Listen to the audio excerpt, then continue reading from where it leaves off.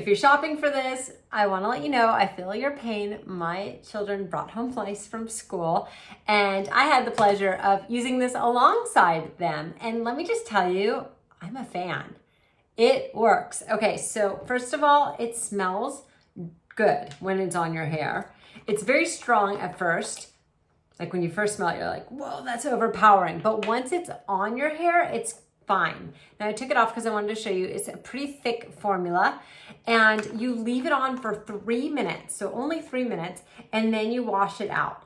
Follow up with the conditioner. Now this conditioner is exceptionally thick.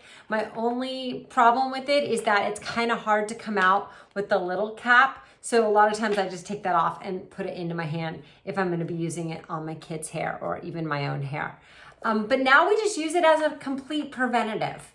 So we use it as a preventative shampoo and conditioner for our kids, and it's been working great. The lice is gone, and I don't think the smell is bad. It's keeping the hair in beautiful condition. And the conditioner you also just leave in for 3 minutes and then you wash it out.